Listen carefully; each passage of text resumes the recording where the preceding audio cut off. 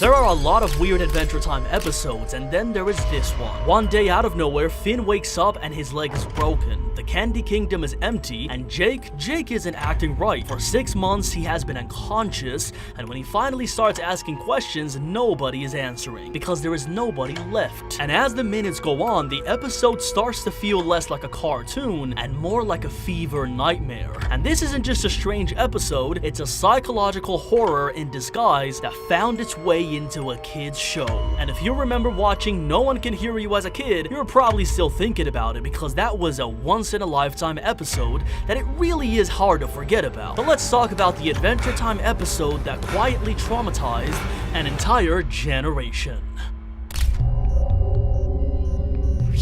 The episode starts with a deer, who for some reason begins to call out every single resident of the Candy Kingdom. Finn and Jake notice this odd behavior and immediately leap at him, trying to stop whatever he's doing and find out why he's doing it. Jake is the first to go down, knocked out cold after a series of heavy blows, leaving Finn to face the creature all alone by himself. When Finn hits the ground, one of the most unsettling moments in the entire series plays out. The background music cuts abruptly, the deer leans down on Finn's legs and snaps them. Injured and helpless, Finn is thrown away against the wall before passing out. He wakes up in the hospital confused and disoriented, only to realize that his legs have been broken. He tries to contact his friends, Jake and all the other ones, but he has nobody around. Alone and uneasy, Finn decides to wheel himself around the kingdom to look for them. What he finds outside is incredibly shocking. He finds that all the inhabitants of the Candy Kingdom have fled, and what were once beautifully decorated cities with a lot of people are now deserted. After this, he's drawn to a faint noise, and to his surprise, he finds Jake rummaging through piles of trash. Jake glances at him with little interest and simply comments that Finn has finally woken up. Incredibly eerie and weird. Finn then asks Jake if he was able to rescue anyone, but Jake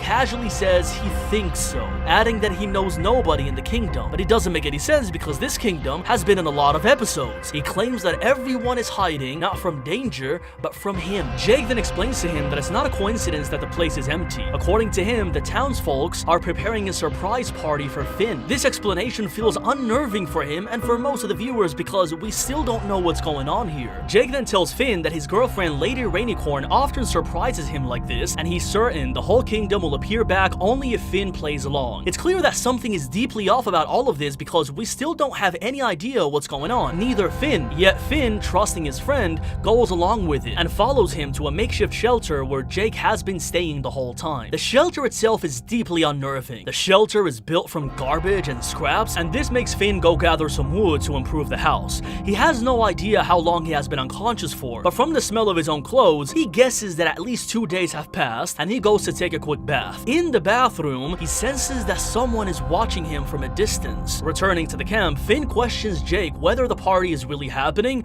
or it's just a lie. And deep down inside of him, he's more worried that the candy people are in danger because he has seen none of them up until this point. When he suggests looking for them, Jake abruptly shuts him down, growing irritated at the thought that his party might be ruined. Jake is suddenly hit with a violent headache, something that seems to happen quite a lot whenever he gets upset. But before lying down to rest, he makes Finn promise not to search for the town's folks. Finn agrees, but moments later, the deer is spotted near the Candy Kingdom, and Finn confronts him about breaking his legs. But their exchange is interrupted by a strange noise from the sewers. It's the candy people, and they're clearly in trouble. Finn rushes back to tell Jake, but Jake just shrugs him off, saying that he only waited 1 day for the party, while Jake himself has been waiting for 6 months. Waiting for what? That's exactly what Finn and us have been thinking about this whole time. This is when Finn finally realizes the truth. He hasn't been asleep for 2 days, he has been in a coma for half a year. The townsfolk have completely vanished, and a disturbing detail from the original version shows that Finn's eyes briefly look human in this moment, something only seen in the episode previews. Back in the current scene, things take a grotesque turn as insects begin crawling out from Jake's body, and horrified at this, Finn flees into the empty streets with no one left around him. With the streets completely empty and the chilling thought that Jake might do the same to him, Finn flees in a wheelchair, panic pushing him forward and determined to save the citizens of the Candy Kingdom. He heads straight into the sewers, but his effort is quickly caught by none other than Jake himself. Jake's spiral into madness has reached peak. He sprints after Finn, shattering the wheelchair and grabbing grabbing him with both hands. The scene then cuts harshly into darkness, and we're left with a dark screen for 2 seconds. When Finn's eyes open again, he finds himself tied to a pole. In a deeply uncomfortable moment, Jake appears completely unhinged, lost in the delusion about this supposed party that was gonna happen. But the nightmare doesn't end here. From where he's bound, Finn can hear the muffled cries of the candy people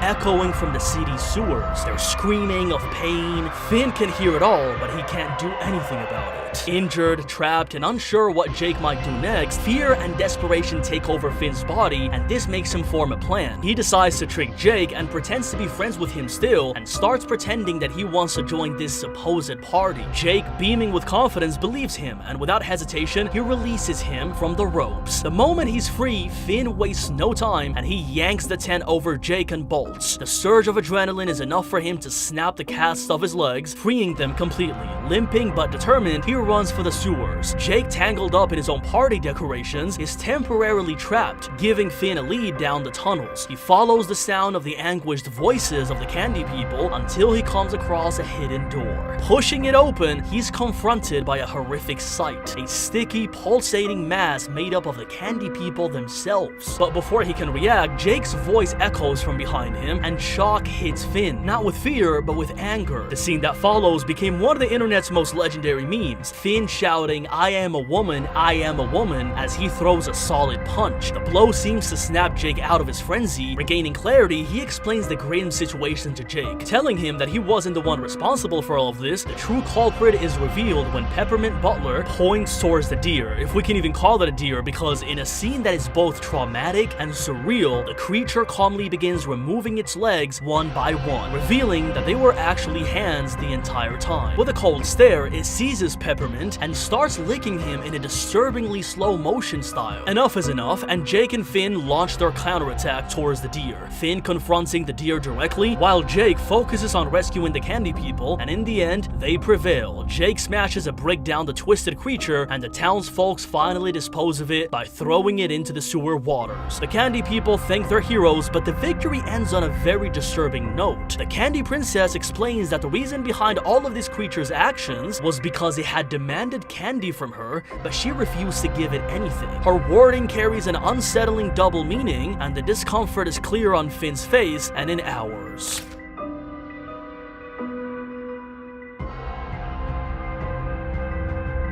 So what No One Can Hear You entails is not just surface horror, but in how it taps into deep primal fears through ambiguity and isolation, especially when you're a kid. One of the most disturbing aspects is the absence of clear explanation or backstory. We're thrust into this chaos without knowing anything about what happened or any framework. As kids, you were expecting another Adventure Time episode and you found this. The Candy Kingdom is empty, the townsfolk have vanished, and no one explains why. This uncertainty forces the viewer's mind to fill in the blanks with their worst assumptions, and when you're a kid, this is deeply horrifying. The unknown is often more frightening than what it's seen or understood, because it triggers anxiety rooted in the fear of losing control or predictability. Also, Jake's erratic behavior is a terrifying portrait of what happens when someone loses grip on reality. His confusion, his indifference, and obsession with a surprise party that nobody else acknowledges hints at psychosis or severe dissociation. Psychologically, we're witnessing a trusted friend becoming a threat, one who oscillates between moments of lucidity and violent mania, creating a deep emotional conflict and fear within us. Finn's inability to trust and help Jake despite growing danger mirrors how mental illness can isolate both the sufferer and their loved ones. And that's why the episode was so shocking when we were kids, because it attacked the things that we feared the most as kids: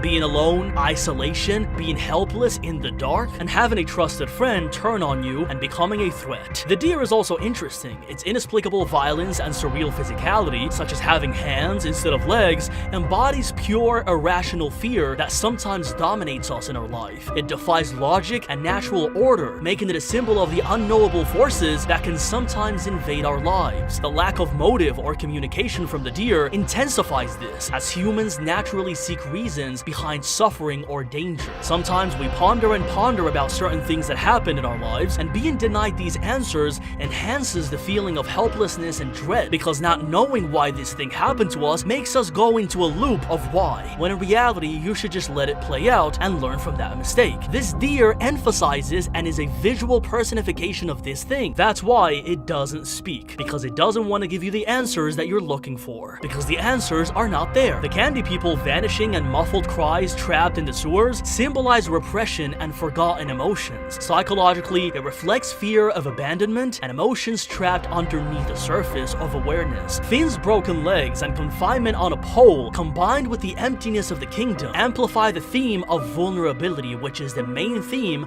of the episode. As a kid, you're mostly scared of these certain things: isolation, being alone in the dark, and being vulnerable all alone in a dark place without anybody hearing you. This is exactly what the episode tackles, and why we watched the episode as kids with a pillow in our face. And well, that's all the video for today. I really think this episode is without a doubt the most scary of the whole series, and I think you can agree with me, but also one of the most insightful psychologically of the whole Adventure Time series. If you liked the video, don't forget to drop a thumbs up, subscribe, and I will see you guys on the next one.